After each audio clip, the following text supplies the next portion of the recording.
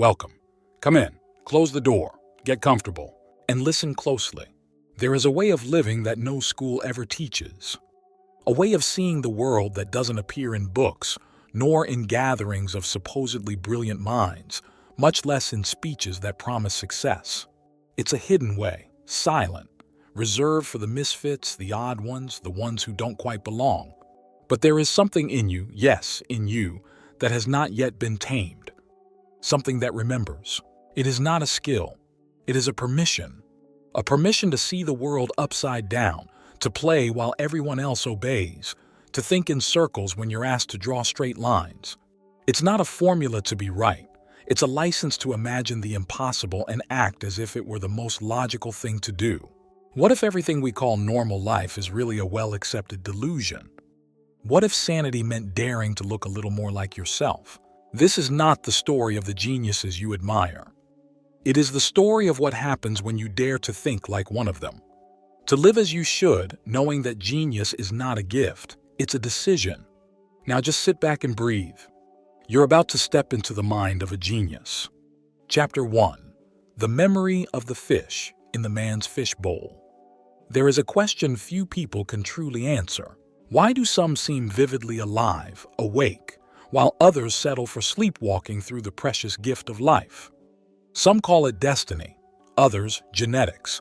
But maybe it's something simpler, a tiny crack in consciousness through which light enters. Most walk through life as if they already know who they are. Others, the few, choose to question everything. Not out of rebellion, but out of an ancient need, as if something deep inside whispers that there is more. These are the geniuses.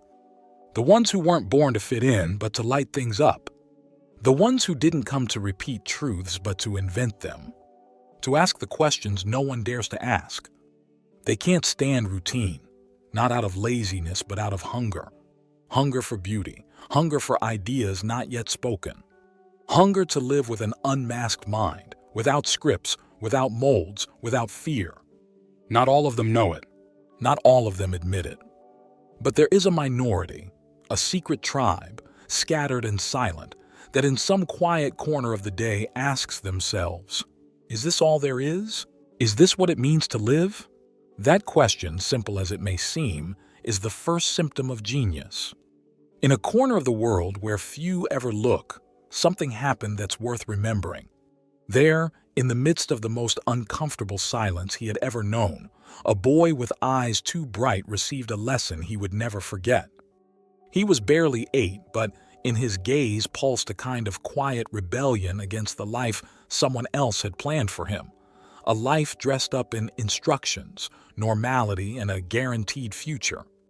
The classroom was filled with children who breathed without noticing. Children taught to obey, trained to repeat, to say what was expected and smile when they were supposed to. Children who had already learned to mask discomfort with acceptable gestures. But among them was him, with that luminous gaze that looked like a contained fire, wondering who had invented all these rules and what they were really for. That day, the teacher asked a simple, almost trivial question. What do you want to be when you grow up? Immediately, small hands shot into the air, high-pitched voices echoing the same dreams passed down through generations.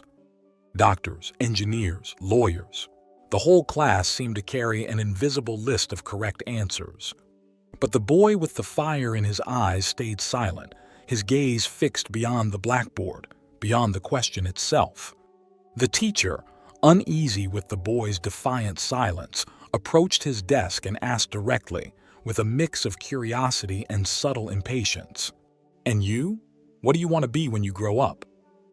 The boy looked up, those eyes holding entire galaxies, and answered with a calm that rippled through the room. "I don't want to be any of that. I want to be happy." The room filled with awkward laughter, not mocking, but startled, unsettled by an answer that didn't fit the mental checklist they were handed at birth. The teacher tried to correct him, softening her voice so as not to seem harsh. "Of course, we all want to be happy, but I mean a profession, something you can actually become." The boy didn't budge an inch from his truth. "Being happy is the only serious thing I can imagine," he insisted, with a serenity that shook everything that woman thought she knew about education. That afternoon, in the principal's office with his mother seated beside him, the boy received the first major instruction of his life. "There are things you must say even if you don't fully believe them. Things you must accept even if they don't convince you. That's how the world works." What no one realized at the time was that the boy had just received the most dangerous instruction of all: to forget who he was, to bury his natural instinct to question everything, to think freely, to choose with his heart.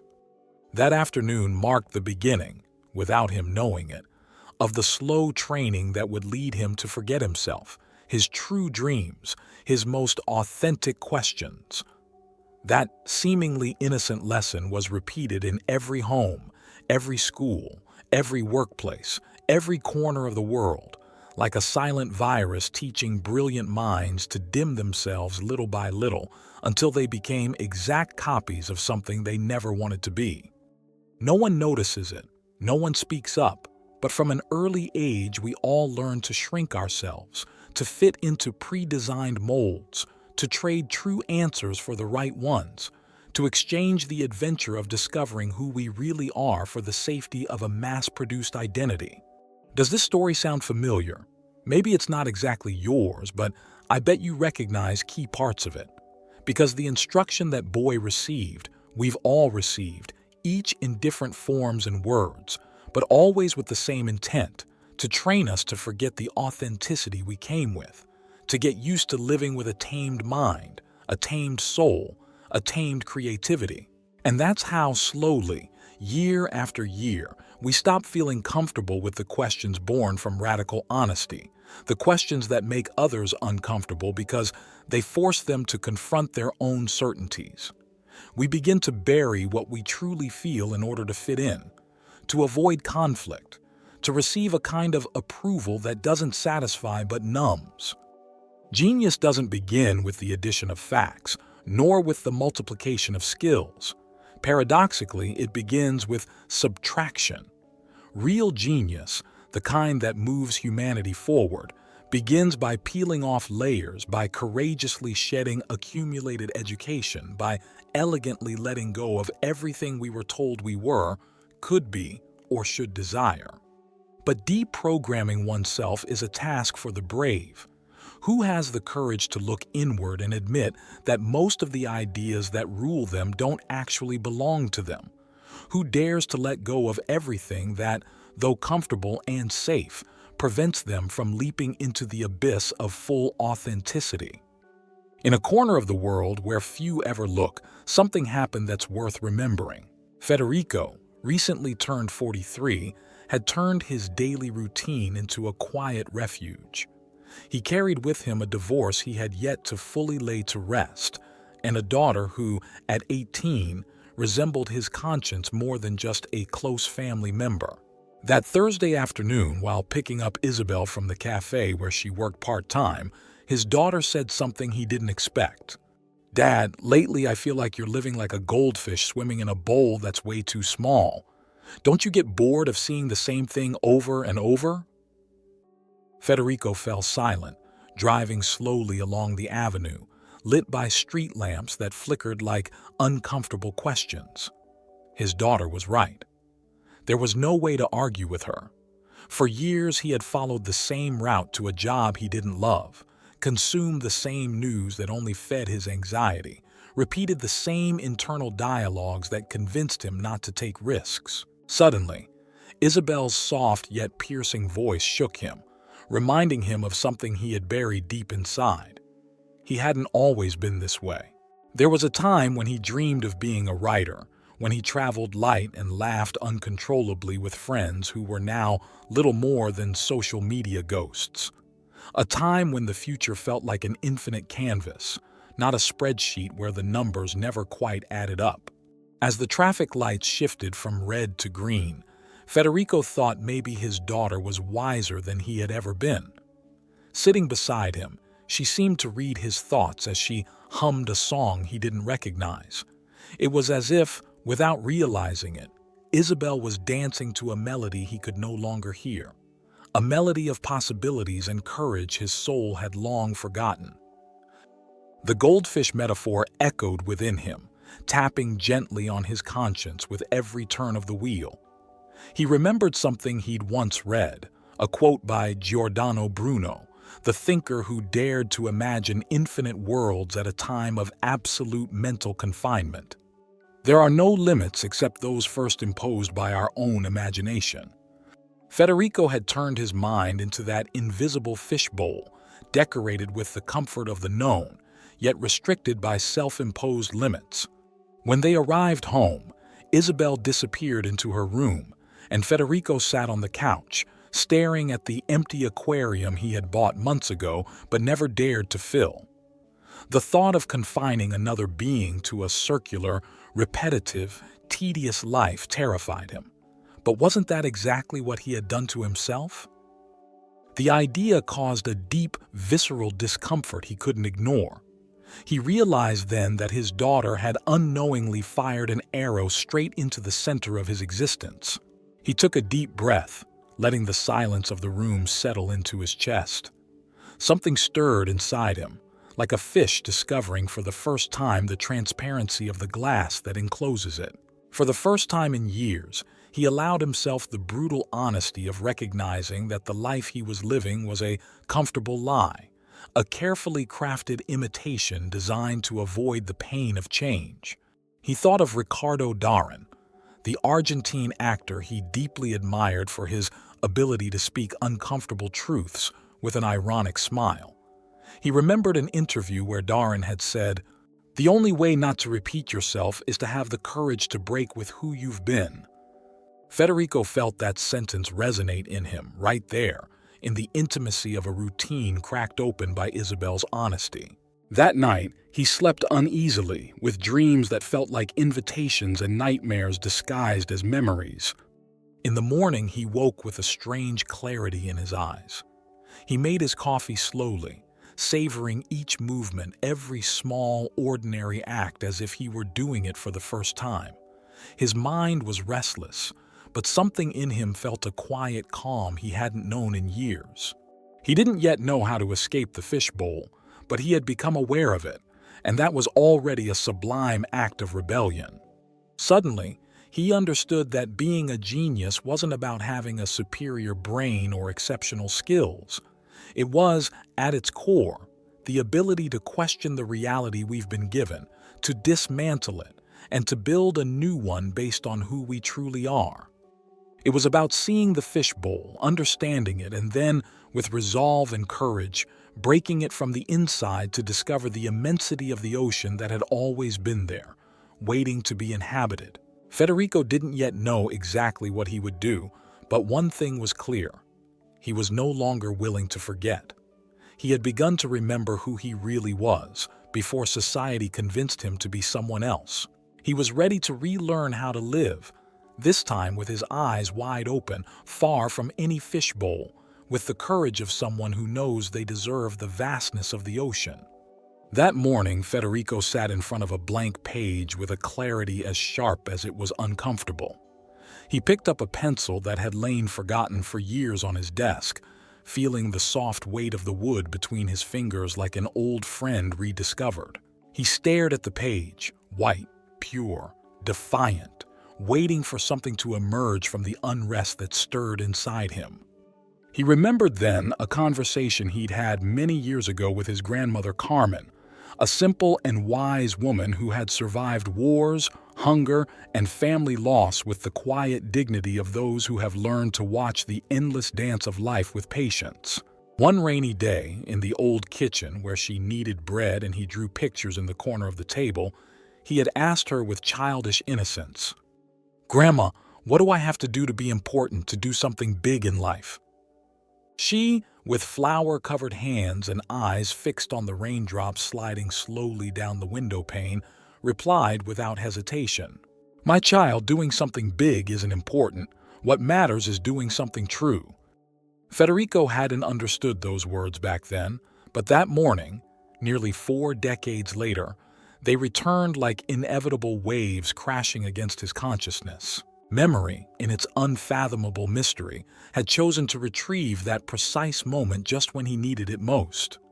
Now, he finally understood what his grandmother had tried to teach him that rainy afternoon. Greatness was not about fame or fortune, but about authenticity, about living a life that was deeply aligned with who we are at our core, even if no one else ever understood it.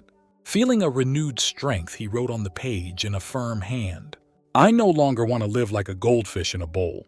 I want to be the ocean." It was an intimate, radical, powerful declaration, something he told himself to anchor that feeling, to never fall asleep again, to never forget.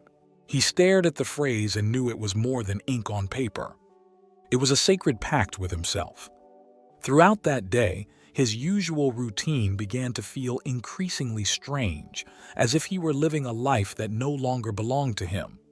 Everything, from the superficial conversations with colleagues to the same coffee he had sipped mindlessly for years, now felt almost unbearably artificial. It was like slowly waking up in the middle of a dream and realizing that nothing had the meaning he had assigned to it for so long. When he returned home that afternoon, Isabel was waiting for him with a mischievous smile, as if she knew she had stirred something deep inside him. "Dad, you look like you're about to do something crazy," she said with a laugh while preparing dinner. Federico smiled back at her, but this time with a spark of complicity he hadn't felt in years. "Maybe it's about time, don't you think?" he replied, and they both laughed like partners in a secret mischief that was just beginning. From that moment on, Federico began a quiet process, almost imperceptible to those around him, but profoundly revolutionary within himself. He started by questioning the small, everyday decisions, the ones we usually take for granted. Why did he always watch the same shows, read the same news, talk about the same topics? What would happen if, for just one day, he broke all his routines and surrendered to total uncertainty? One ordinary Sunday, he decided to do just that. He got up early, turned off his phone, didn't read the news, wandered aimlessly through streets he had never walked, spoke with strangers in a park, had lunch in a place he would have never chosen before, and spent the afternoon in a public library browsing books he had never touched. When he returned home, exhausted but profoundly alive, he understood exactly what it meant to step outside the fishbowl. It was uncomfortable, yes, but also incredibly liberating. In his room, he picked up the piece of paper where he had written that phrase, which now made more sense than ever. As he looked at it, he remembered an interview he had once read with Woody Allen, in which the filmmaker, with his usual irony, said, "Life is tremendously absurd and totally wonderful. It depends entirely on which side of the door you choose to stand."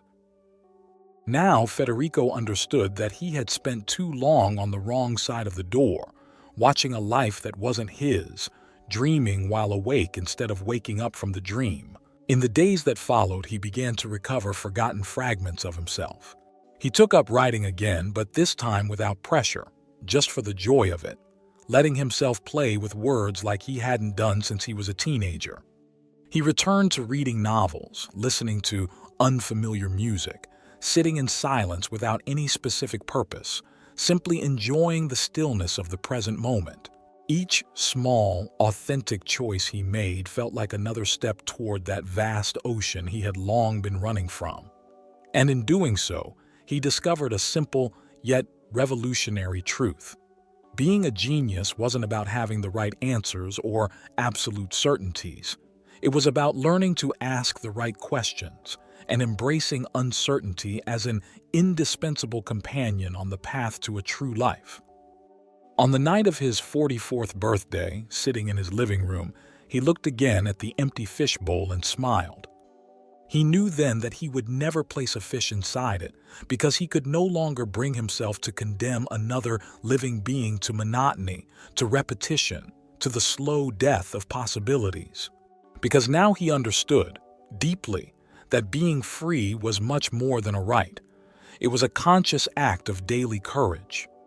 With that calm smile, Federico turned off the lights, knowing that the real journey of his life had finally begun. And this time, there was no turning back.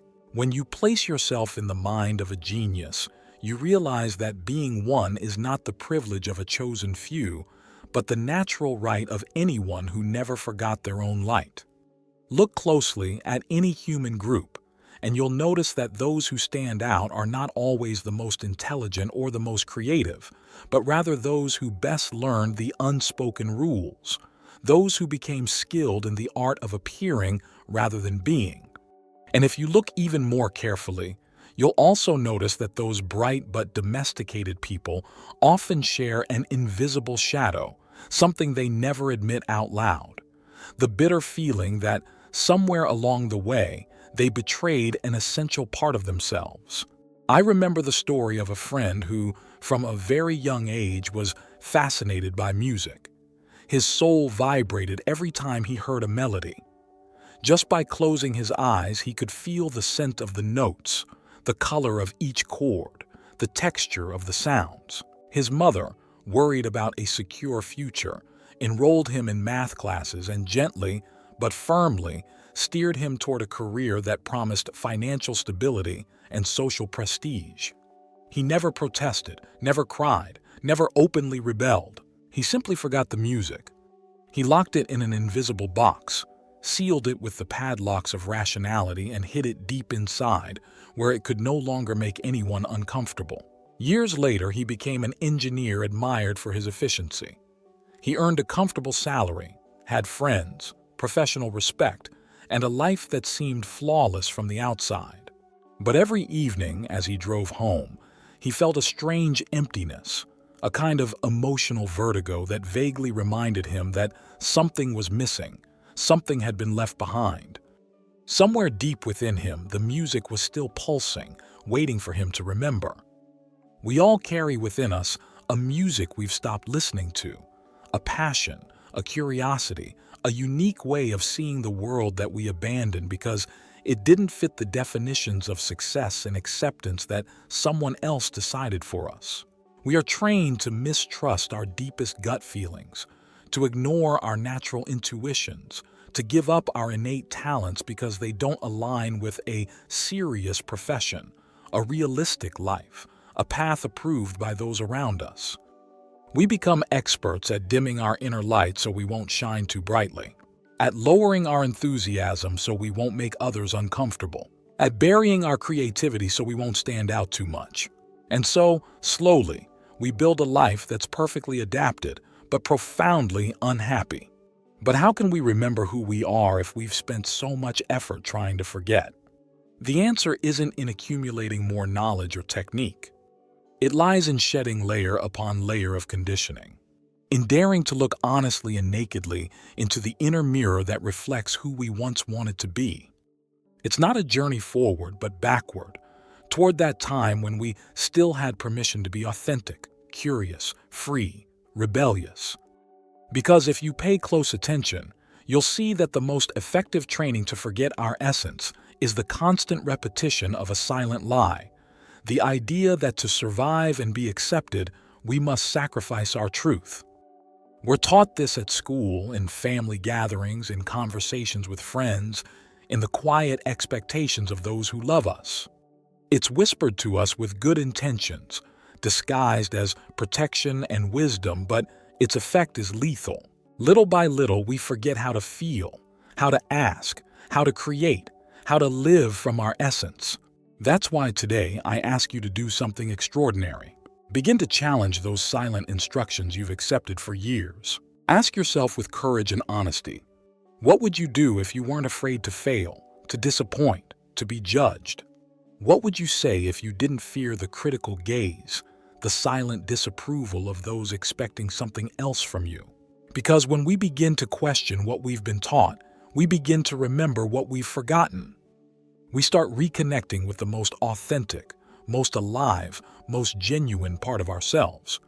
The part that didn't come into this world to follow pre-written instructions, but to discover its own inner music and sing it without fear.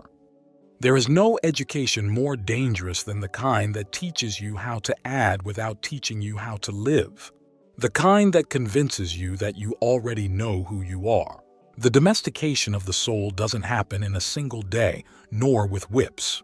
It happens in the softness of being praised for behaving, in the forced silence of the one who senses another truth but keeps quiet to fit in.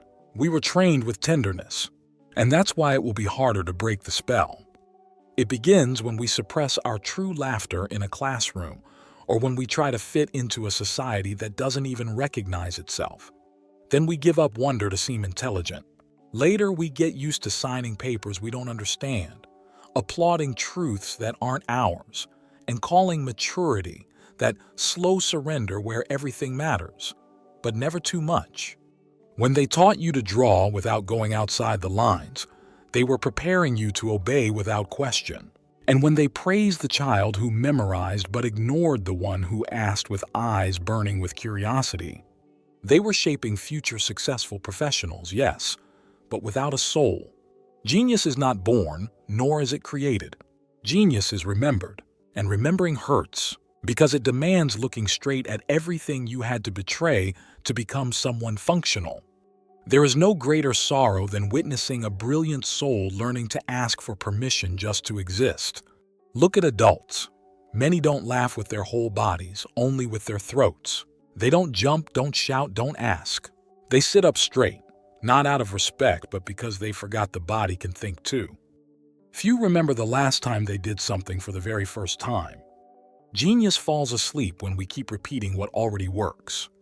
We've become experts at ignoring ourselves. Full of manuals, lacking direction. We know the rules of grammar, but we've forgotten how to write a poem with our own life. And the most tragic part is, no one forced us. We learned to put the shackle on ourselves with elegance. There's an image that lingers in the mind. A Ricardo Darín type, playing a gray man who doesn't know he's extraordinary because no one ever told him with their eyes. It's a story we've all lived, where the main character wakes up too late or never does. But you're not here to be just another actor in someone else's script. When Quentin Tarantino breaks timelines in his films, what he's really doing is reminding us that life isn't linear. And when Jim Carrey takes off the mask, what he reveals is not a face, but a decision. To stop being the character everyone applauds and become the soul no one understands. Yet, Maria Montessori spoke of educating for freedom, but true freedom means remembering that you didn't come here to obey inherited structures. You came to create your own, not out of rebellion, but for spiritual health. How many times have you heard that quiet intuition whispering, "This isn't for you," and still you signed the contract, walked into the meeting, came home with your head held high and your soul dragging behind? You did it because you were trained to do so, to be socially correct, even if existentially absent. And let me tell you something no one may have dared to say to you clearly. You are not broken, you are gagged. You are not mediocre, you are numb. It's not that you lack talent, it's that they made you sharpen it in the wrong direction. The world is full of brilliant minds that shut off at 9 p.m., not out of exhaustion, but out of habit. And we celebrate that as discipline. But discipline without soul is just another form of slavery. There is a quiet revolution happening right now. People who have decided to stop pretending and start burning. People who are not looking to stand out, but to wake up. Who don't want a place in the world, but to build one where it's actually worth being awake. And you are here reading this, not because you're special, but because you're tired of pretending you're not. Something in your chest is still lit. Something in you still remembers that thinking like a genius isn't a privilege, it's an ancestral right. I'm not talking about Nobel Prizes, TED Talks, or formulas to change the world. I'm talking about something more intimate, looking at a flower and understanding it without needing to name it. Feeling truly alive, not when people applaud you, but when your soul breathes in peace. Plutarch once said that the mind is not a vessel to be filled, but a lamp to be lit. And you, reading this now, don't need anything else poured into you. What you need is to remember how to light the flame you already carry. So I won't tell you what you should do. I'll only tell you this. Your genius isn't found in a new course, a retreat, or a technique. It's right there, exactly where you hid it the day you decided it was more important to please everyone than to respect yourself. And there's no easy way back, because returning to yourself is a violent act. You have to strip away everything that looked like identity but was only strategy. You have to lose control to reclaim your power. You have to stop pleasing others in order to start shining again. So the next time you hear a voice inside you saying, "This isn't me," don't silence it. That's your truth calling. Not to return to some old version of yourself, but to clear the way for the only version you've ever truly been. And if you don't know where to begin, start by stopping the lies. The rest will follow on its own. Because genius isn't created, it's set free. Chapter 2. How to disappear from the radar without losing friends. In a corner of the world, where few ever look, something happened that's worth remembering. A man left the WhatsApp group without saying a word. He appeared online a few hours later but didn't reply to a single message. There was no drama, no resentment, no emotional storm, just a certainty that had risen in his chest like the sudden realization that you're thirsty. He needed to go. No explanations, no hidden agenda, no guilt. And it wasn't selfishness. It was oxygen. The others, true to the digital ecosystem, began to speculate. Some thought he was depressed. Others believed he was playing mysterious. A few were offended by the lack of a proper goodbye.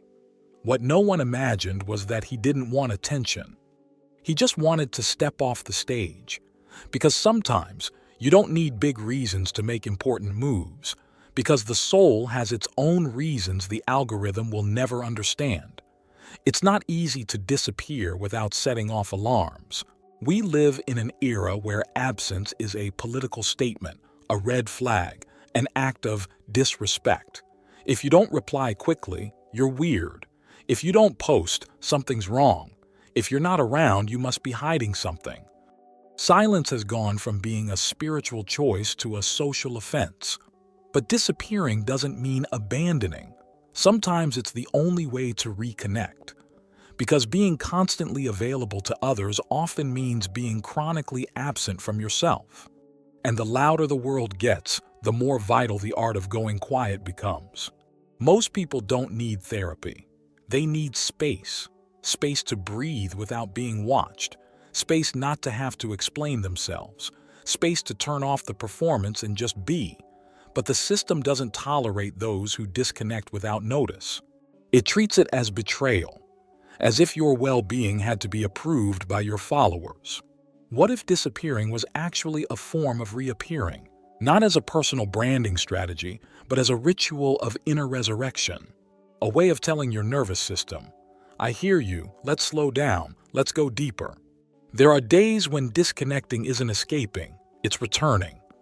Not to the past or some mystical destiny, but to that place where you can still hear your thoughts without the noise of 1,000 opinions unfolding in real time. Interestingly, those who disappear with self-respect tend to reappear with more light. And they don't need to justify their absence because when you're truly well, you don't need to convince anyone. Modern neuroscience is beginning to confirm what wise people have sensed for centuries. Overstimulation doesn't just exhaust the mind, it distorts identity. When you live in constant exposure, your limbic system enters a state of continuous surveillance.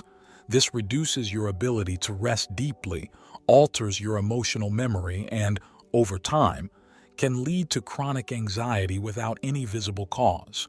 In other words, living in always available mode is living in always alert mode. That's why disappearing isn't just a mental health act, it's a biological declaration. It's telling your brain, "I don't need to be everywhere. I don't need to know everything. I don't need approval today." Of course, some confuse this with cutting ties, throwing the phone in the river, or isolating completely. But disappearing well isn't fleeing the world. It's relearning how to live in it from a different place. A place where energy is spent not on pleasing but on understanding, where nothing needs to be proven, only breathed in honestly. The true art of disappearing is doing so without leaving wounds. It's not about ghosting. It's about gently dissolving others' expectations, leaving subtle signs that you're okay, even if you're not around. Like the sun behind the clouds, invisible to the eye, present in essence. Many believe that love is measured by consistency, that if someone doesn't call, they don't care, that if someone doesn't reply, they've left. But sometimes, true love is the kind that knows how to wait without pressure, that respects silence as part of the language, that doesn't demand explanations when the absence doesn't hurt, but purifies. You don't disappear because you don't love. You disappear because you need to love yourself too. Because sometimes the soul asks for what the calendar won't allow. Time. Time to do nothing. Time to make no plans. Time to reorder your thoughts without interference. Time to stare at a blank wall and feel, just for a moment, that it's perfectly okay.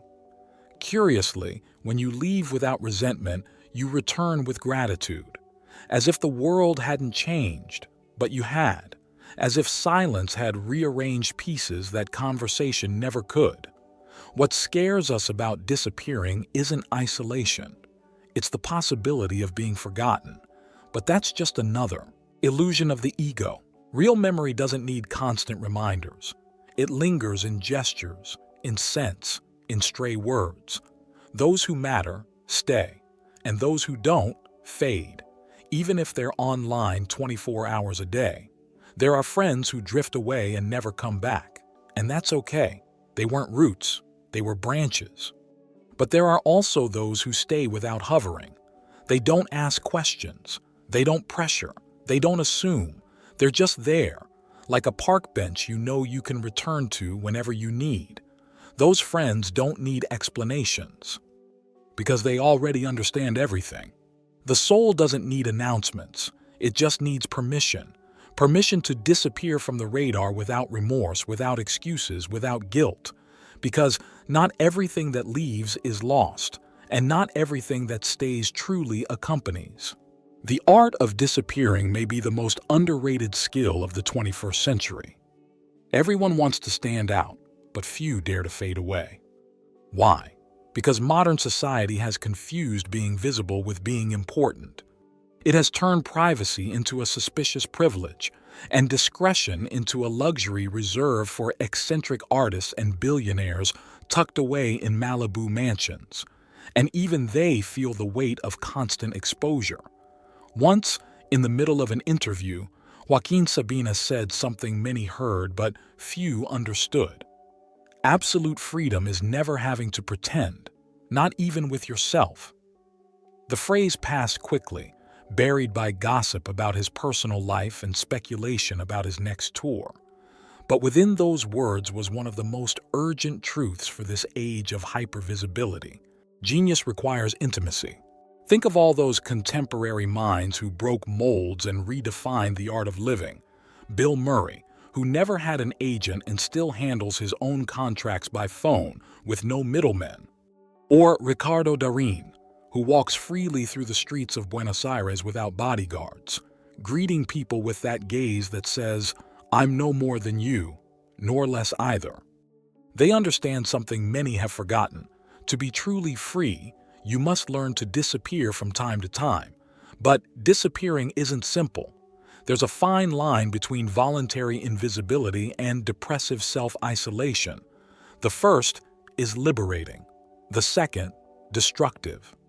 Disappearing well means learning how to silence the mind without shutting down the heart. It's stepping off the radar, not off the planet. It's choosing where to be present instead of accepting technological ubiquity as an inevitable condition. I once met a guy in Cartagena who had been a rising star in New York's financial world. He was brilliant, but somewhere along the way, he lost the ability to hear his own voice. Each morning, anxiety settled in his chest like an unwelcome guest, reminding him of all the things he had to do to maintain his status. One day, in the middle of $1 million negotiation high up in a glass skyscraper, he looked out the window and asked himself what he was really doing, selling his time to the highest bidder. 3 weeks later, he was living in a tiny apartment by the Caribbean Sea, selling palm hats and cold beer on a quiet beach. It wasn't failure, though some people labeled it that. It was reconfiguration. He had disappeared from the image others had built for him and reappeared in the life he truly wanted to live. His salary was smaller, but his wealth had grown exponentially. "And what about your reputation?" a concerned friend asked during a video call from New York. He smiled, radiant. "Reputation is what others think they know about me. My life, on the other hand, is what I experience when no one's watching." That is the true essence of placing the mind of a genius in your own head, realizing that authentic success isn't measured in dollars or likes, but in your ability to live aligned with what your soul recognizes as meaningful. Yes, money matters, but it matters more when it's the result of your truth, not your disguise. Neuroscience explains that our brains are wired to seek social approval. We're tribal creatures. Group acceptance once meant survival. But what happens when that approval becomes an addiction? What happens when the need to be seen, validated, and accepted pushes us to live lives we don't actually want? What happens is what we see in cities like Tokyo, Sao Paulo, or Mexico City. People trapped in invisible cages, working jobs they hate to buy things they don't need, just to impress people they don't even care about. It's the irony of our times, to be surrounded by millions and feel completely alone. But what if you disappeared for a while? What would happen if you stopped replying immediately to every message, every email, every expectation?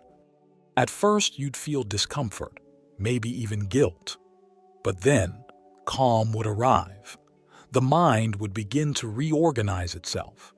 The empty space left by the absence of noise would start filling with your own ideas, postponed dreams, and bold decisions. Some believe you must sacrifice everything to achieve genius, but that's not true. What you need to sacrifice is the mask, the character built to please, the fear of not fitting in. Because only when the false disappears can the true emerge. And here's a small warning. Not everyone will understand your choice to step off the radar. Some will feel offended or abandoned. Others will label you eccentric or unstable. Let them. Don't try to convince anyone of anything, because the only approval you truly need is your own. Life is too short to waste your energy on relationships that require constant explanation. Mario Alonso Puig says it with his unmistakable scientific and philosophical elegance. Supreme intelligence is not only about thinking, but knowing when to stop thinking and simply feel. We must allow ourselves those moments when the brain produces nothing seemingly useful, when productivity gives way to contemplation, because it's right there, in that pause, that magic happens. That's where the impossible solutions appear, the ideas that shift everything, the dreams worth living for. Maybe it's time to redefine what we call genius. Maybe it's not public brilliance, but intimate wisdom that defines a true genius. It's the ability to disappear when necessary and re-emerge renewed, without having to ask permission or apologize for protecting the health of your own mind, for choosing to live from your essence instead of someone else's expectation. To disappear, brother of light, is not to escape. It's to choose where, how, and when to be visible again from your deepest truth. Disappearing from the radar is also an act of rebellion against a culture that celebrates constant exposure, life in streaming, perpetual availability. The great Slovenian philosopher Slavoj Žižek once said, in his usual provocative irony, "In these times, true transgression is not breaking rules publicly, but no longer offering private explanations." And he was right. Never before has simply saying, "I'm not available," been so subversive. Because what this hyper-connected era has taught us is that every automatic yes to an invitation, to a message, to an unnecessary meeting is a silent no to something far more important. to our own creative space, to our unfulfilled dreams, to the mental and emotional rest that all genius requires. It's that simple, even if it's hard to accept. Genius demands a little healthy selfishness. A few years ago, a celebrated chef in Berlin shocked the culinary world by closing his restaurant at the height of his fame. He had Michelin stars, months-long waiting lists, and a formidable team. But at the peak of his success, he realized he had become a slave to his own recognition. He had stopped cooking to create and started cooking to maintain fame. One morning, while sharpening his knife in the silence of an empty kitchen, he realized he had lost something essential: the joy of creating without outside expectations. He shut the doors, canceled reservations, and vanished from the culinary map. Years went by with no news of him, until one day he reappeared, calm and smiling, in a small coastal village in Sicily, running a modest trattoria. He made homemade pasta with fresh tomatoes and basil he grew himself. "Why did you give it all up?" asked a journalist who found him by chance. The chef replied as he kneaded dough, smiling with quiet mischief. "I didn't give anything up. I reclaimed the only thing that mattered. Now I cook to nourish souls, starting with mine." That is the essence of true genius, not public spectacle, but intimate coherence. Not applauded perfection, but the secret satisfaction of knowing that what you do is real, that it resonates with you, that no one else could do it quite the same because it's infused with your essence, your vision, your personal story. Think of the great works of humanity. Mercedes Sosa's songs weren't genius because they tried to please everyone. They were genius because they came from her deepest truth. Think of Stanley Kubrick's films. Genius because they didn't try to entertain but to challenge. Think of all those works that became eternal not because they sought approval but because someone, in a moment of creative rebellion, decided to do exactly the opposite of what was expected. But that doesn't mean you should isolate yourself from the world. Quite the opposite. It means learning to dance between deep connection and strategic disconnection. It means understanding that your creative energy is sacred, that it must be protected like a fragile, precious flame, sheltered from the relentless wind of overexposure. It means learning to say, "not now," without guilt, without excuses, without fear of missing out. Because, paradoxically, when you learn to disappear with elegance and conviction, the right opportunities find you on their own. Neuroscience supports this strategic dance. When we allow our minds to rest, when we release the pressure of instant success, something magical happens in our brains. The default mode network activates, that part of the mind responsible for original ideas, true creativity, and deep connections. And that network doesn't work under stress or constant stimulation. It works when we rest, when we contemplate, when we disappear from the outer noise to hear the inner voice that always had the answers. To disappear from the radar, then, is not weakness. It is supreme intelligence. It's not about rejecting relationships, but about choosing who gets to witness your true essence. It's not about giving up your impact in the world. It's about deciding from where that impact will come. Maybe this message reached you now because, deep down, you've always known. Genius is not found in imitation, in approval, or in the endless chase for recognition.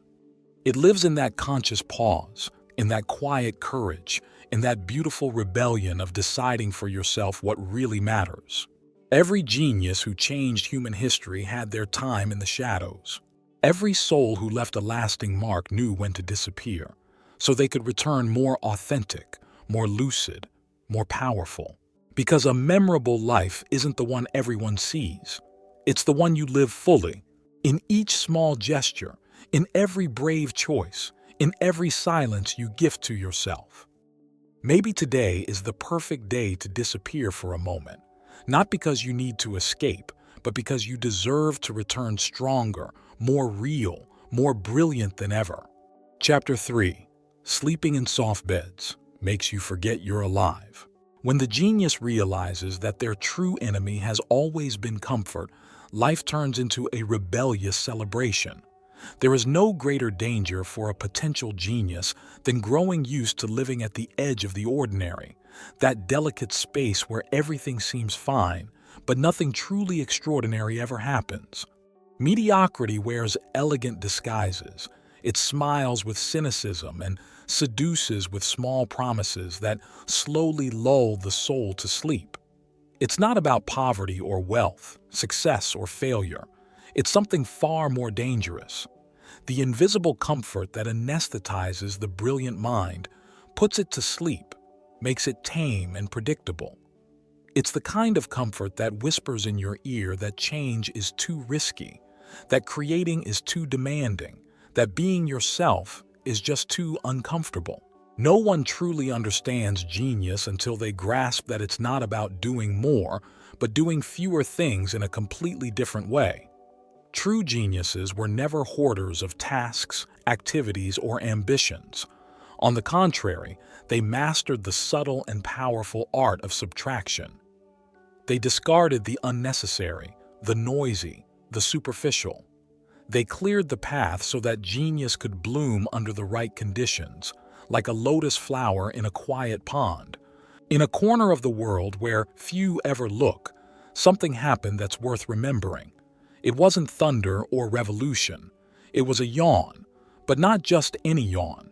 It was long, lazy, and sad. One of those that doesn't come from tiredness, but from a sedated existence. It belonged to Elias, a 44-year-old man working as an external consultant for a company he didn't feel part of, in a city that had never truly embraced him, living a life that, little by little, was slipping through his fingers. He had health, he had money, he had white walls, he had silence, but he had no meaning. He lived in a modern apartment in Valencia, with a balcony facing the sea, but he never stepped out to look. He wore crisp shirts, walked upright, spoke with propriety. He owned books he didn't read, plants he didn't water, friends he didn't call. He was the perfect photograph of a properly empty life. His fridge was filled with organic labels and measured proteins, but his soul was feeding on absence. One ordinary Tuesday, as he turned on the automatic coffee maker and the steam began forming shapeless figures, something in his body revolted. It wasn't his heart, or his back, or his gut. It was his gaze. For the first time in a long while, he caught his reflection in the microwave's steel door, and he didn't recognize himself. It wasn't fear. It was sorrow. Who was that dull-faced man with the flawless beard and broken eyes? At what point had he stopped wanting? He left the coffee half-brewed and walked out without direction. In old cities, a street with no destination is called destiny. He wandered through the avenues of Valencia like a ghost. At every step, he remembered with surgical clarity all the moments he had said no to things he truly wanted. I can't leave this job right now. This isn't the right time to travel alone. I'm not ready to write my book. I don't want trouble. He had been loyal to fear for far too long. He realized he wasn't unhappy because of what he lacked, but because of what he had chosen not to try. On a street corner, he saw graffiti scribbled with poetic rage. Sleeping in soft beds makes you forget you're alive. He smiled with half his face. Something inside him applauded. He remembered a quote by Jean-Michel Basquiat, "Art is how you see life more than what you see." And he understood that his problem wasn't what he had, but how he had been looking at it. He had turned everything into a chore. He was living a life vacuum-sealed, meant to last, but without aroma, without texture, without a story. He returned home and, for the first time in years, didn't turn on his laptop. Instead of answering emails, he began answering questions. What would you do if you knew you only had 3 years left? What would you stop doing? What would you start today? Who would you call? What part of yourself are you betraying? The answer came like an emotional purge. He was betraying the teenager who had once wanted to be a filmmaker, the one who cried watching Cinema Paradiso, who wrote screenplays by hand on napkins, who shot short films with a borrowed camera.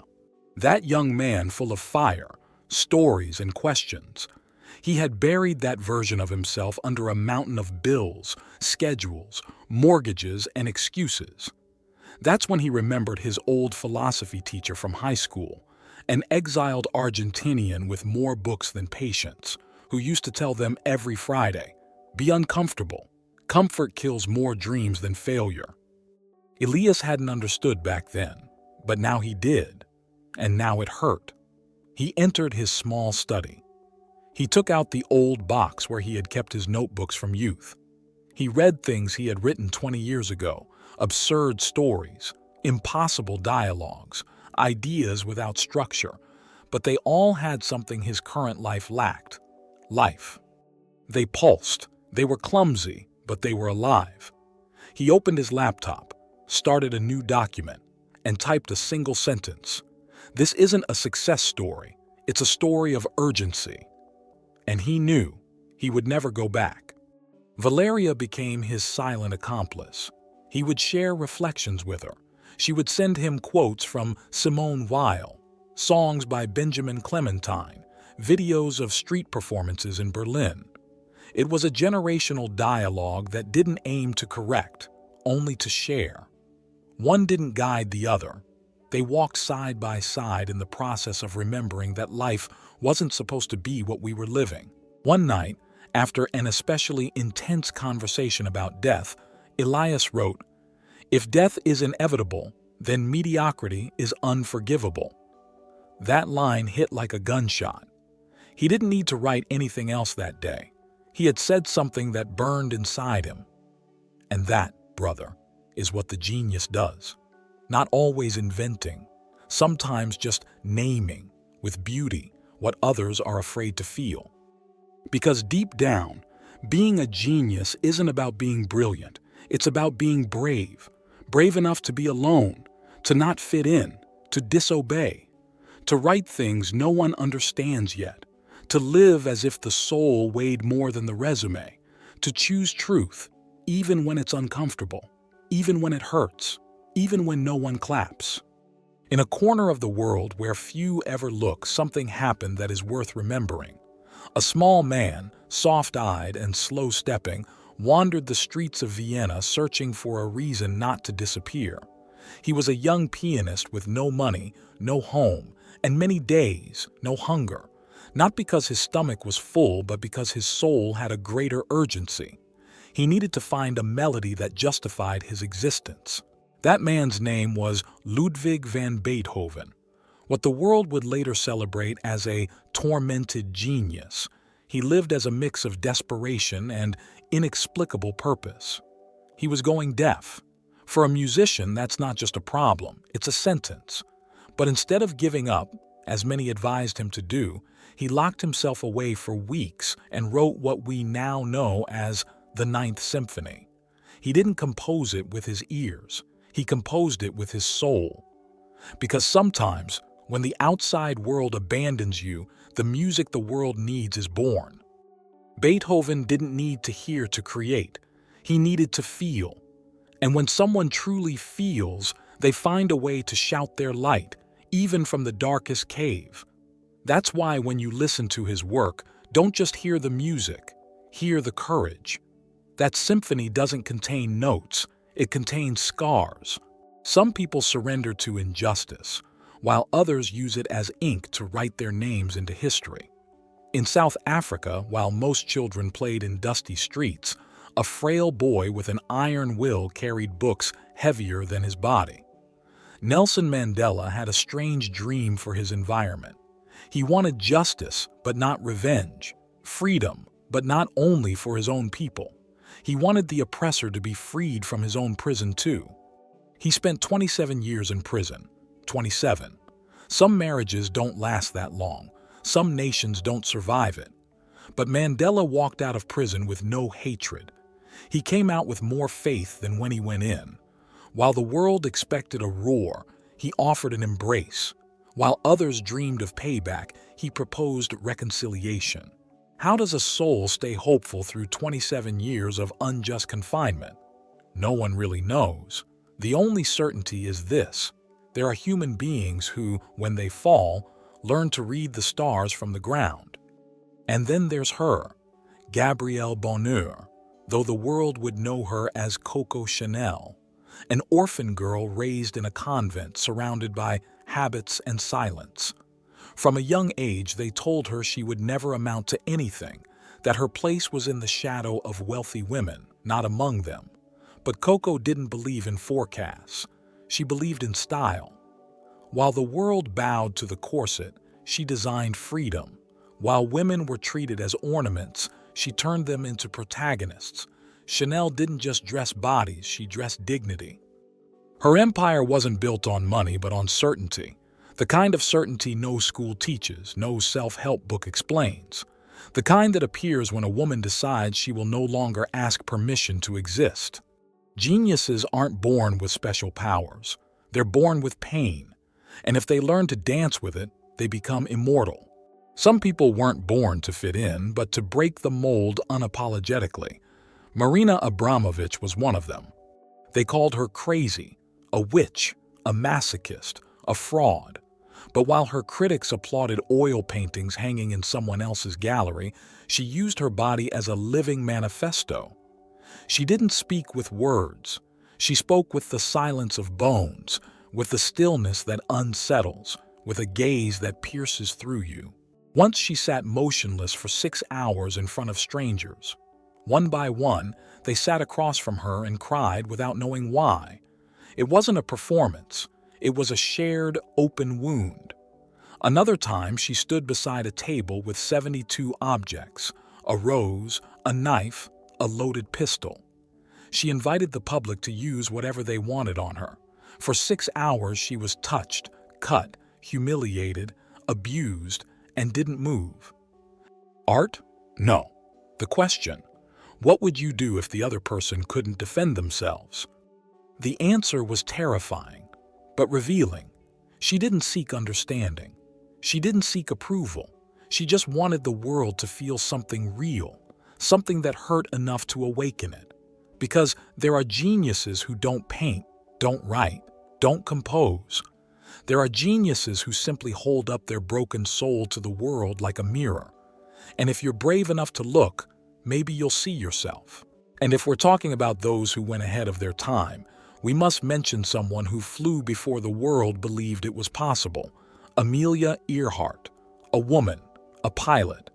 In a time when being a woman was already a sentence, and being a pilot was an impossibility. She crossed oceans with a smile that seemed to tell the wind, "Do whatever you want.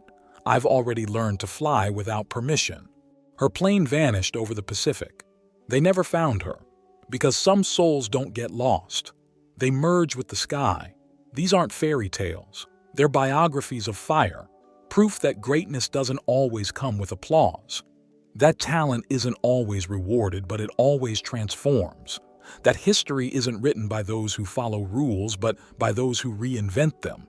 In a corner of the world where few ever look, there are millions of Beethovens, Mandelas, Chanels, Marina Abramovich, and Amelias whose names we don't yet know. Born in the wrong neighborhoods, in bodies that don't fit molds, with minds that dream too loudly for a society that walks with its head down. But it doesn't matter, because history, the real one, isn't written by news anchors or official biographies. It's written in every act of beauty born in the midst of sorrow, in every word spoken from the heart, even if no one hears it, in every step taken with fear, but taken nonetheless. Because in a world that runs, only those who walk with soul leave a mark. One of the most transformative exercises you can practice is the ridiculous journal. It consists of doing something small every day that makes you feel clumsy or vulnerable, singing in the shower with the window open, reciting a poem out loud in a plaza, asking the question no one dares to ask at a conference, dancing without music in the kitchen. It's not about performing. It's about losing the fear of being judged. Because when you stop fearing the opinions of others, you become the most dangerous thing to the system, a free person. Rodrigo was never the same after that aimless walk through Barcelona. But his transformation wasn't immediate. There are no instant illuminations, only decisions repeated over time until something inside you shifts. He started by no longer wearing a watch, not out of rebellion, but out of necessity. He realized that life doesn't happen at 9 o'clock sharp. It happens when you stop chasing it. He began visiting places that had never interested him before: galleries, street art exhibits, cafes where no one knew his name. He read writers who made him uncomfortable. He laughed at philosophical stand-up. He became a collector of strange ideas because he understood something. Genius doesn't grow in routine. It grows at the edges where reality begins to tremble.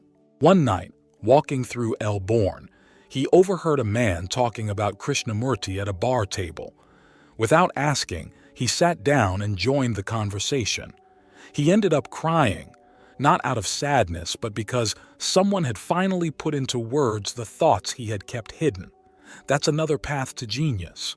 Surrounding yourself not with those who repeat what you already know, but with those who reveal what you've forgotten. Rodrigo started writing letters, not to send, but to understand himself. One for his daughter, one to his 25-year-old self, one to the love he never confessed. He discovered that writing isn't about literature, it's spiritual housekeeping. Every honest word gave him back a piece of his freedom. And then, one day, without warning, he was invited to speak at a high school about creativity. Of course he was afraid. But when he began, he said something he didn't even know was inside him. Talent isn't a gift, it's a scream. And if you don't let it out, it will suffocate you. That day, 5 teenagers decided they wanted to be something more than functional. Because when genius expresses itself, it doesn't stay with the one who holds it. It spreads, it sparks, it awakens. Here are some other good practices to cultivate your genius, my dear sister, my dear brother of light. The list of pending madness. Write down everything you've ever wanted to do but didn't because of what people might say. Then pick one and do it. Watch your nervous system change. You'll become more awake, more real, more you. The complaint-free week. Go 7 days without complaining about anything. Every time you slip, start over. Not to be positive, but to stop wasting energy on what you can't change. The slowness experiment. For one whole day, do everything slowly. Eat, walk, talk, think. You'll see how much time you waste rushing through life just to avoid yourself. The chaos altar. Create a space in your home where you place objects that represent your fears, failures, and contradictions. Not to glorify them, but to honor what brought you here. Every time you doubt yourself, look at it. Remember, you're not broken. You're built from scars. The Secret Manifesto. Write out your most ambitious vision of the world you dream of. Read it every night before sleep. It doesn't matter if you're not ready to share it. What matters is that your subconscious believes it. Because genius is nothing more than awakened consciousness expressed in your own unique style. And style, brother of light, cannot be copied. It must be discovered. And then he understood. He didn't need to be perfect or save the world or understand all the mysteries of existence. He only had to be present, to breathe, to feel, to be. Because sometimes the deepest mission is not to change the planet, but to make sure the planet doesn't change you.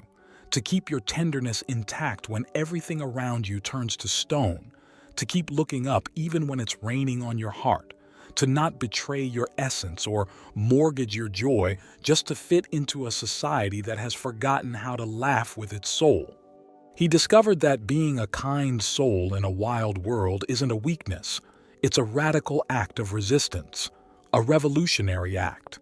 Because while many pretend to be strong by hurting, there are others who choose the hardest kind of strength, the strength to build without harming, to love without binding, to hold without possessing. And he understood that surviving wasn't about becoming hardened. It was about becoming wise. That it wasn't about dimming his light so others wouldn't feel uncomfortable, but learning to protect it so the wind wouldn't blow it out. That the art of living wasn't about pleasing others. It was about blooming. It wasn't about pouring coffee for everyone. It was about learning to say, "This is enough," with the same sweetness with which he said, "Good morning." In his silence, he discovered a voice that didn't shout, but spoke truths that no noise could drown. It was the voice of his soul, the one he had silenced for years to avoid discomfort, the one that knew when to leave, when to stay, when not to reply, the one that didn't ask permission to feel, nor gave explanations for simply being. And it was there, in that intimate space where no one else could enter, that he found his freedom. It no longer hurt to be different. What hurt was hiding it for so long. He no longer cried because he didn't fit in. He cried with joy knowing he had finally chosen himself, that he would no longer abandon himself just so others would stay, that he would never again wear a mask just to earn applause. Because he had learned that the bravest thing isn't to endure, it's to let go. Not to stay silent so you won't lose, but to speak up even if it means being alone for a while. That dignity has a price few are willing to pay, and that's why kind souls become invisible in a world that only sees what glitters. But seeds germinate in silence, and one day, without warning, they break through the soil and become trees. That's how souls who've learned to love themselves bloom.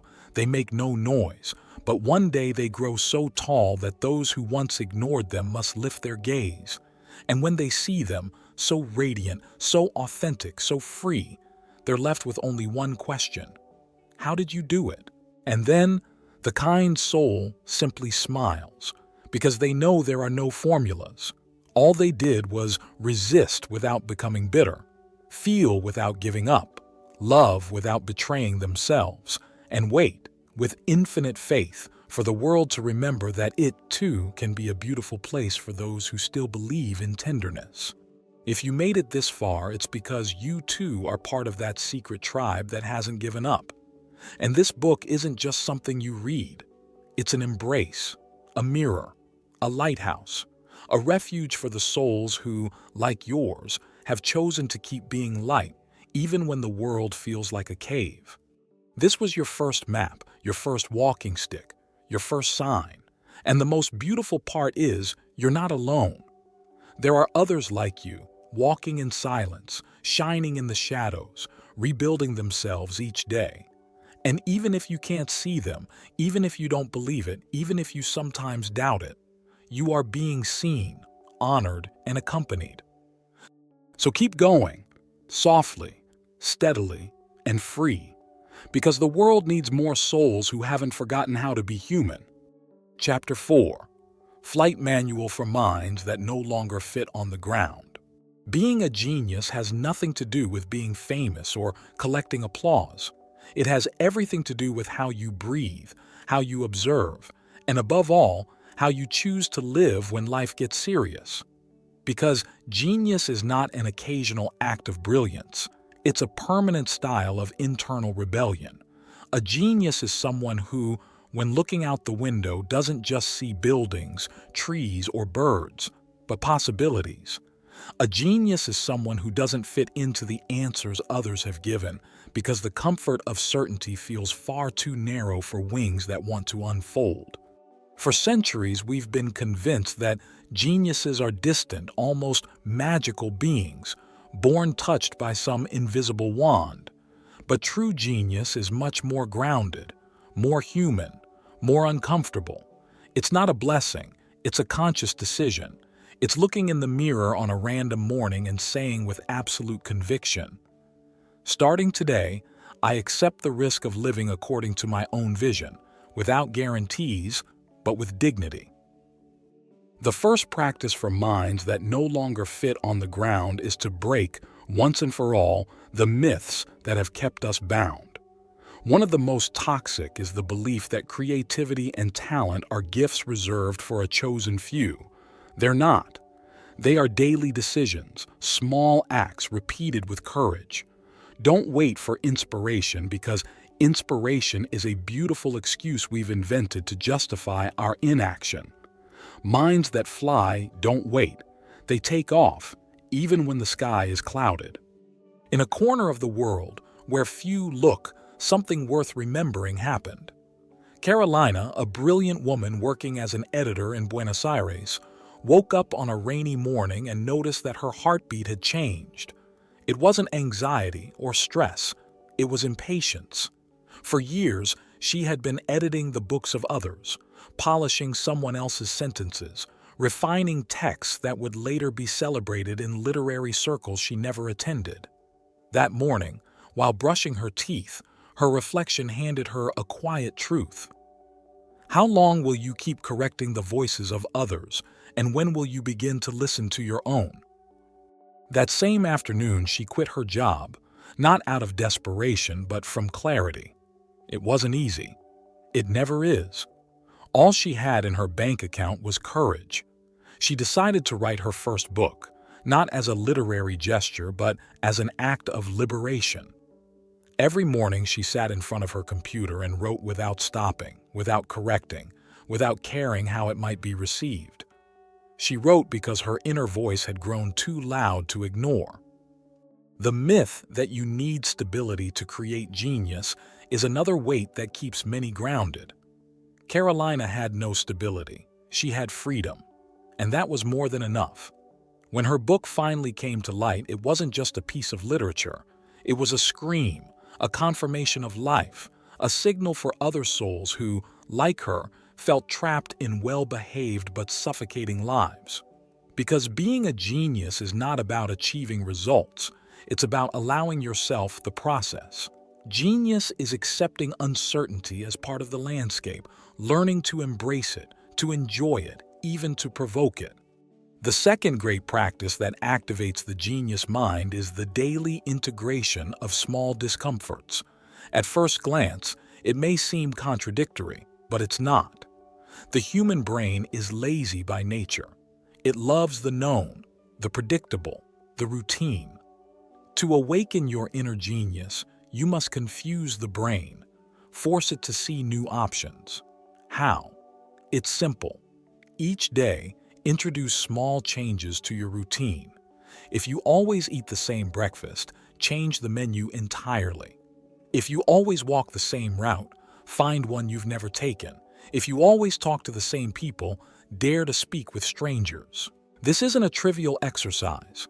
When you alter the everyday, your brain stays alert. New neural connections form, and the result is immediate. Your thinking shifts.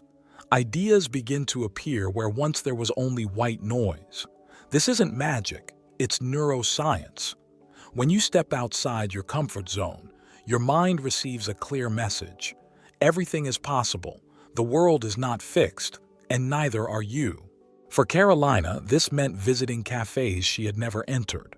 There, she found herself talking to a 70-year-old sculptor who had begun her artistic career after retiring. That woman gave her a vital key. The secret isn't avoiding fear. It's walking with it like an uncomfortable friend who reminds you that you're doing something important. The third essential exercise for the genius mind is to learn to live in questions rather than answers. Ordinary people seek certainty, believing it helps them control life. A genius, on the other hand, learns to feel at ease with uncertainty, because it's precisely at the edge of the unknown where the greatest ideas are born. When life gets uncomfortable, don't rush for quick answers. Ask better questions. Questions that expand your vision, break your automatic patterns, and unsettle you with their depth and honesty. Carolina began asking herself daily, am I living or merely surviving? What would I do if I feared no one's judgment? What story do I really want to tell with my life? What am I avoiding facing?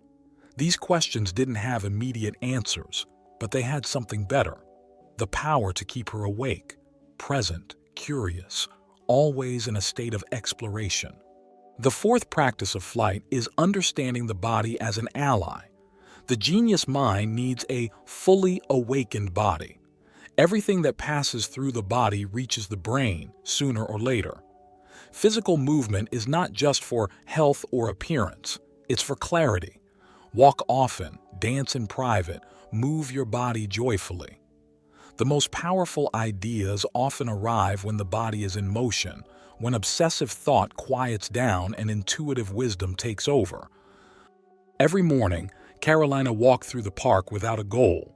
There, watching children play, trees breathe, and elders sit in quiet observation, she found powerful metaphors for her writing. Because the body is not just a vehicle, it's a silent teacher that shows us how to be present. Finally, the fifth practice is understanding that genius is not personal, it's a legacy. When you awaken your genius, you do so for those who come after. You write, paint, create, or live, not just for yourself, but for everyone who hasn't yet awakened. Sharing your vision of the world is the most generous act a conscious mind can perform. Carolina knew her book wasn't hers. It belonged to the world. She didn't care if it sold 1 copy or 1,000.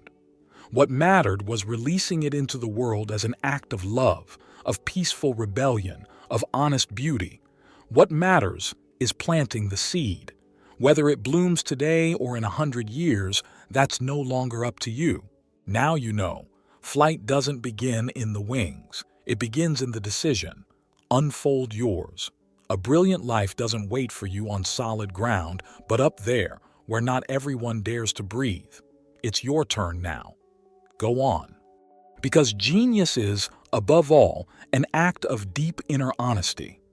A sacred pact with yourself in which you vow never to betray again what you know yourself to be at your core. It doesn't matter what you've been until now. What matters is what you're willing to become from this moment on.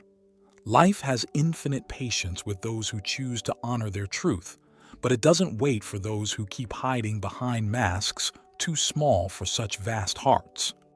If you want to train your genius mind, start by erasing the word should from your internal vocabulary.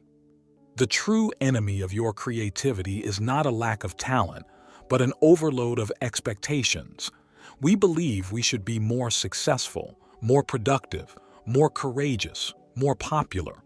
And that silent belief keeps us endlessly frustrated.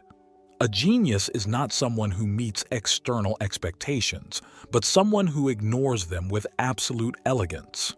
Carolina realized this one stormy night lying awake, watching the rain strike the window of her tiny Buenos Aires apartment. For years she had lived according to what was expected of her: good daughter, good employee, good citizen. But that night, with the hypnotic rhythm of the rain, she understood that the one thing she had never tried to be was simply and fully Carolina. In an old notebook, she wrote a line that shook her to the core. What if I don't want to be good anymore? What if I just want to be real? That question wasn't a teenage rebellion. It was the mature clarity of someone who understands that the only way to offer something truly original to the world is by letting go of the need to please. Genius minds aren't born to be agreeable. They're born to offer perspectives that only come from absolute personal freedom. The sixth essential habit for a mind that no longer fits on the ground is learning to manage your emotional energy. Many creative people mistakenly believe they must wait for ideal conditions to produce, but circumstances are never perfect. It's your attitude that can become impeccable. Here's a simple but powerful practice. Begin each day by honestly acknowledging how you feel. Don't judge it, don't resist it, just observe. And from that place, choose one small action you can take, even from your worst emotional state. Carolina embraced this technique immediately. Some days she felt euphoric, able to write for hours with astonishing fluency. But there were others when she could barely get out of bed. Instead of punishing herself for it, she asked one simple but revolutionary question. From the emotional state I'm in right now, what small thing could I create today? Sometimes the answer was to write 2 paragraphs. Other times, just to jot down scattered thoughts or listen to music that fed her imagination. She came to understand that genius is not a destination you reach. It's a relationship you cultivate with your own humanity, with your emotional rhythms, and with your deepest vulnerability. The seventh mental flight practice is creating a personal ritual, a clear signal to your brain that it's time to create or reflect deeply. The human brain loves rituals. They offer order, safety, and predictability. By establishing a personal ritual before starting any creative task, you send a message to your mind. It's time to enter a focused state. For Carolina, this ritual meant lighting a small lavender-scented candle while soft, instrumental music played in the background. Before writing a single word, she closed her eyes for 3 minutes and breathed deeply, visualizing a space of clarity opening in her mind. The moment she opened her eyes and saw the flickering flame, her mind was ready, receptive, open to creative flow. Over time, this simple act became a kind of magical key that let her access the optimal mental state more and more easily. One powerful idea you must internalize is that geniuses don't fear mistakes. They actively seek them. Does it sound absurd? It's not. The human brain only learns when exposed to novelty, and novelty always includes the possibility of error. Perfection is static, rigid, and cold. Genius, on the other hand, feeds on mistakes, failed attempts, and uncertainty. The key is to embrace every error as an essential piece of the journey. Carolina began posting imperfect short texts on social media, without over-editing, without fearing criticism. At first it was uncomfortable, but then she discovered something revealing. The more authentic her words were, the deeper her connection with readers became. People weren't looking for perfection. They were looking for humanity, for sincerity, for vulnerability. A genius is not someone who doesn't fail.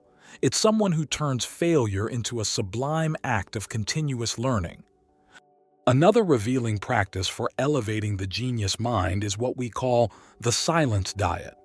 We live in a world flooded with stimuli, opinions, and constant notifications that drown out our inner voice.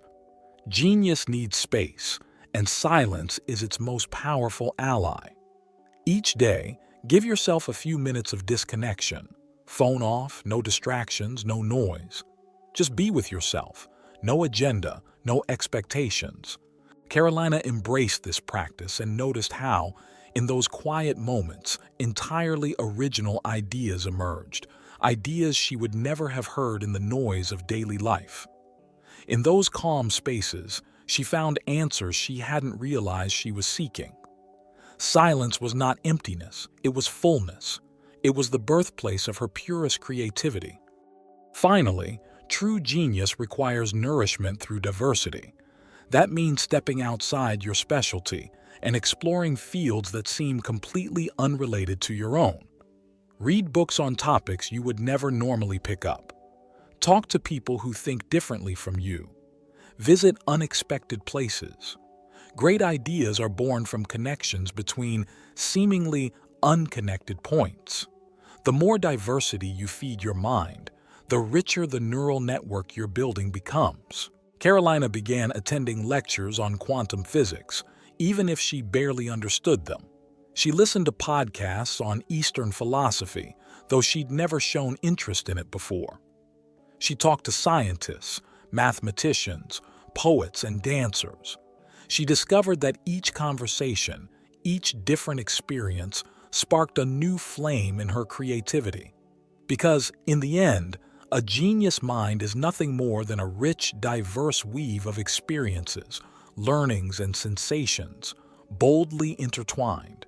In this second message, you've received the most powerful practices and habits for awakening your inner genius. Remember, you're not alone on this journey. Thousands of souls around the world are discovering that there is another way to live, a way that is fuller, freer, and more brilliant. Let's keep going, because the best is still ahead. To rise above the ordinary, We must understand that every authentic form of genius involves deeply questioning the beliefs we've accepted as absolute truths. Our minds are filled with inherited ideas, prefab concepts, and old paradigms handed down to us like silent inheritances. A genius mind doesn't accept these truths without scrutiny. It examines them with philosophical and poetic rigor, searching for the cracks through which light might enter. On this path, questioning becomes a way of life. Why do we believe what we believe? Who put those ideas there? Do they really make us happy, or do they merely keep us comfortably numb? Questioning doesn't mean rejecting everything blindly.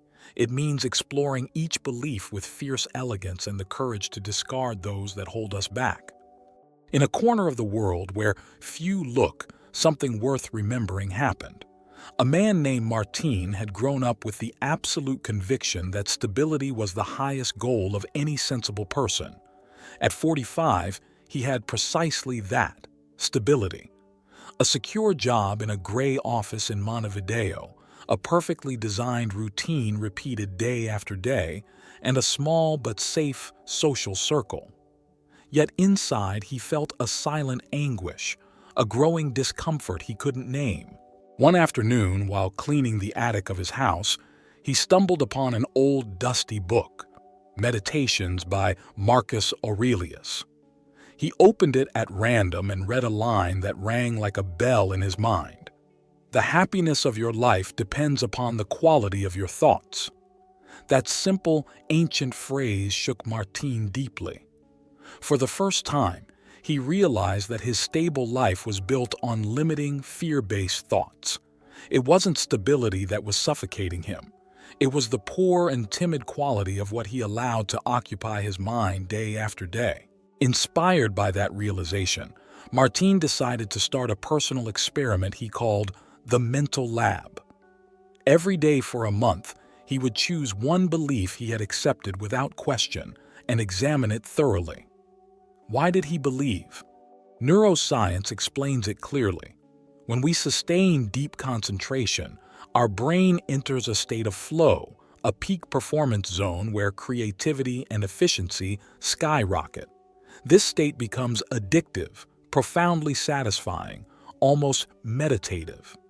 Soon, Martin noticed that when he emerged from his sacred time, not only had he made remarkable progress on his creative projects, but he also felt a deep inner contentment that no superficial comfort could offer. Another transformative practice is actively training your intuition, that inner compass modern society has long underestimated. Intuition is not magic. It's a complex and fascinating mental process in which the subconscious connects information quickly and precisely. To strengthen his intuition, Martin began keeping what he called a gut feeling journal. Every time he had a clear intuition about something, no matter how absurd or irrational it seemed, he wrote it down immediately and acted on it without overthinking. The first times he followed his intuition, he felt vulnerable and unsure. But soon he noticed that his instincts were rarely wrong. This practice not only strengthened his inner trust, but also allowed him to make faster, more authentic, and more effective decisions in everyday life. Genius doesn't rely solely on logic. Many great ideas arrive as sudden insights, flashes we must have the courage to follow, even if we don't fully understand them at first. Martin experienced firsthand how intuition became a decisive advantage in both everyday situations and major life decisions, from choosing which photos to exhibit to saying yes to unexpected collaborations. His life became more authentic, more spontaneous, more thrilling. Finally, an essential element for anyone who wants to lift their mind above the ordinary is learning to celebrate uncertainty. We live obsessed with control, but genius requires the opposite, embracing chaos, making uncertainty an ally, not an enemy. Martin began to seek out situations that pushed him out of his comfort zone, from impromptu tango classes to short trips with no fixed destination. Each unpredictable experience stretched his emotional and mental range, made him more resilient and flexible, and nourished his creativity in surprising ways. Through daily acts of questioning, deep focus, intuitive listening, and welcoming chaos, Martine discovered that genius wasn't a gift reserved for a chosen few. It was a skill available to anyone willing to live consciously, bravely, and honestly. Genius is a decision, a daily decision, a decision repeated in every moment, in every thought. The mind that aspires to genius needs a particular kind of fuel, meaning. Goals, strategies, action plans aren't enough. What truly moves an extraordinary mind isn't military discipline or shallow motivation. It's the deep sense that every step matters, that each day of life can be a work of art or a prayer, an act of resistance or a gesture of love. And that, brother, doesn't happen by chance. It's something you cultivate. One of the great failures of the traditional education system was teaching us to learn by obligation, not by passion, to memorize facts we didn't understand, to repeat ideas that didn't move us, to be correct instead of authentic. The genius mind rejects that model. It learns from emotion, from boundless curiosity, from a genuine desire to understand the world and its own place within it. This is why it's crucial to develop a practice few people talk about: emotional re-education. Thinking differently is not enough. We need to feel differently. Every time you react with anger, anxiety, apathy, or fear, ask yourself, where does this emotion come from? Is it mine or inherited? Does it serve my expansion or does it confine me? Then, with the same curiosity a child uses to dismantle a toy, take that emotion apart, study it, move through it, redefine it. In Florence, a city of marble and martyrs, a 26-year-old sculptor locked himself away for months with a block of stone that others had discarded. No one believed anything could be made from that marble. It was cracked, flawed, too old. But that young man didn't see a useless rock. He saw David. He saw potential power. He saw form asleep inside the stone, and he set it free. That sculptor was Michelangelo Buonarroti. And his David isn't just a statue, it's a metaphor, because that's exactly what a genius mind does to itself. It takes the imperfect block of its past, its wounds, its limitations, and it chisels, removes what's no longer needed, and reveals a powerful figure that was always there. Brother, sister of light, that is your task too, to look at your ruins with the eyes of a sculptor. To know that within the pain others left behind, there is beauty yet to be revealed, that no broken past is beyond redemption when shaped with love and intention. But to do that, you must master a forgotten art, the art of being with yourself. Solitude, when well held, is not the absence of company. It is the presence of your deepest self. The great minds know this well. Beethoven composed during solitary forest walks. Virginia Woolf wrote from the sacred room of her own. Nikola Tesla slept only 2 hours a night because the dialogue with his mind never ceased. They were never afraid to be alone, because in that aloneness, they uncovered truths that the world's noise kept hidden. Make silence your ally. Make stillness your training ground. One powerful practice is to give yourself, at least once a week, a date with yourself. No phone, no music, no one else. Just you and your thoughts. Write, walk, observe, ask. In that space, you'll find ideas you didn't know you had and emotions that had long been waiting to be heard. In those pauses, creative rituals are also born, personal practices that feed your inner fire. It could be lighting a candle before you write, running before making a decision, watching the sky at sunrise with a question in mind. Rituals are not superstition. They are symbolic codes that your mind recognizes as anchors. They tell the soul, it's time to wake up. On this journey, you'll also need to learn a new relationship with error. Geniuses are not afraid of being wrong. They're afraid of never trying. There's a subtle but immense difference between failing and learning. Failure only exists when you give up. But if you use every fall as a platform, as material for study, as a seed for a new version of yourself, then every mistake becomes a teacher.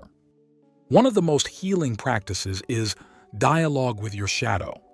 Once a week, write a letter from the part of you you hide most, the fear, the resentment, the laziness, the envy. Give it a voice, let it speak, then answer it from your wisest self. This is not cheap therapy. It is a bridge between your fragments. It is reconciliation with yourself, because a divided mind cannot fly, but an integrated one. Ah, brother, that mind touches the sky. You must also begin building your own archive of inspiration, a folder, physical or digital, where you keep everything that ignites you, phrases, images, texts, songs, conversations, wild ideas.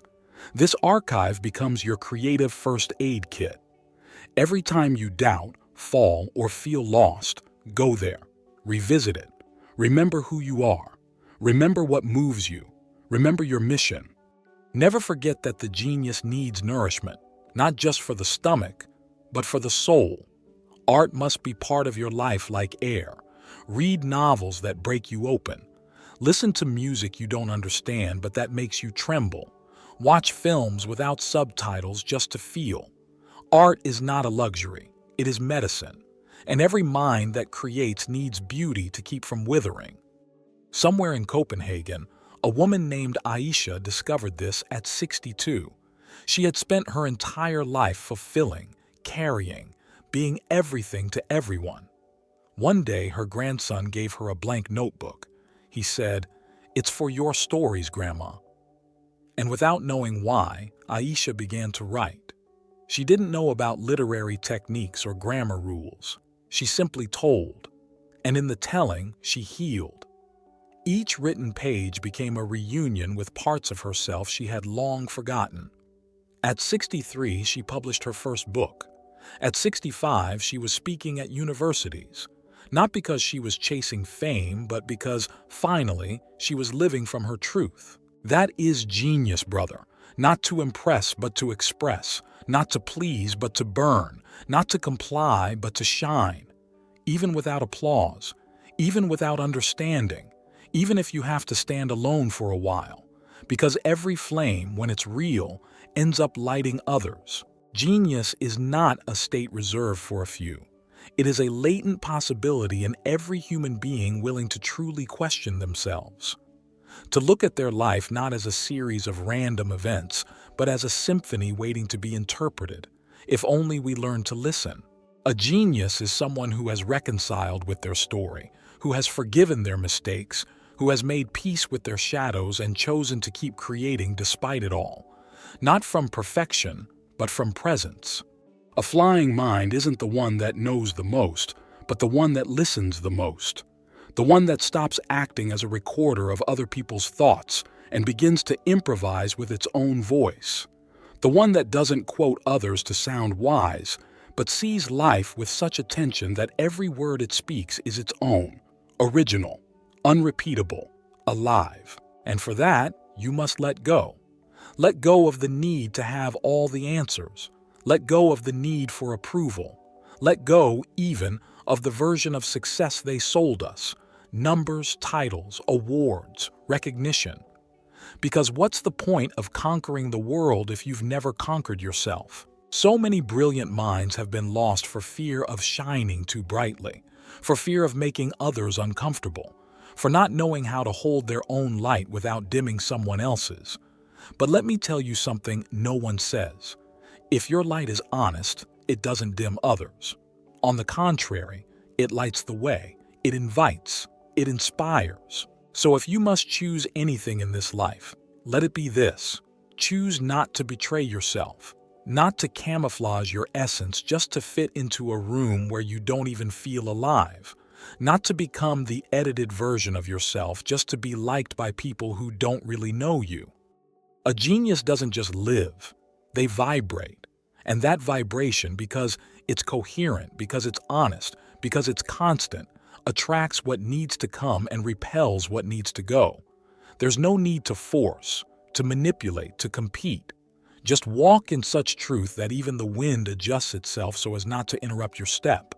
But that truth takes practice, because we've been trained to lie to ourselves, to say, "I'm fine" when we're falling apart inside, to say "yes" when we wanted to scream "no," to live without pause, without touch, without soul. That's why this chapter is also a call to the conscious practice of authenticity. Practice the uncomfortable silence instead of the easy speech. Practice the direct gaze instead of the polite avoidance. Practice the "I don't know" instead of the intellectual disguise. Practice the humility of always learning, of having no character to defend, only a flame to protect. Because in the end, every genius is a keeper of fire. That internal fire that doesn't depend on luck, talent, or circumstance, but on a single decision, not to go out, even without applause, even if it hurts, even if they laugh, even if it takes years to find another flame to burn with. The genius mind also dances with contradiction. It doesn't line up perfectly. It's not an algorithm. It doesn't follow a linear logic. It's chaotic. It's curved. Sometimes it cries while laughing. Sometimes it rises without knowing why, and creates something immense without even planning it. Because it lives connected to something bigger than its ego. It lives in a state of listening. And listening isn't just hearing. It's being available. It's catching the signals the world throws every day, in a casual conversation, in a falling leaf, in a street sign, in a stranger's gesture. The awakened mind is trained in the invisible. It captures the message behind the noise and translates it into decisions no one else understands, but which, to the genius, are the map. That's how real change begins, not from logic, but from certainty. That quiet certainty that doesn't shout, doesn't impose, doesn't need to be explained. It's just there. And if you feel it, act. Because some ideas, if you don't bring them to life, will die. And sometimes you'll die with them. Do you want to fly? Then drop the baggage, the one they told you had to carry, the one you drag out of habit, the one you no longer are. Let go of goals that no longer represent you, of inherited guilt, of borrowed fears, of labels that boxed you in, and invent a new way of living, your way, one that resembles nothing else. Because the real flight doesn't begin when you reach the sky. It begins the moment you realize you're no longer weighed down by chains. Now, after this journey, it's your turn. You don't have to do it perfectly. You just have to make it yours. Walk differently. Speak with intention. See with soul. Create as if your work could save someone, because it can. Love without negotiating yourself. Guard your energy like the sacred fire of an ancient civilization. And above all, remember, you are not here to fit in. You are here to transform. And if they ask you how you managed to fly while everyone else walked, just smile and say, "I learned to look at the sky without fear and to trust that my wings were not a mistake." This is not the end, it's the takeoff. Welcome, genius. Now the world is your canvas. Make it vibrate. And I'll see you very soon, right here in Let There Be Light, so we can keep elevating consciousness together. Keep shining. Keep being light.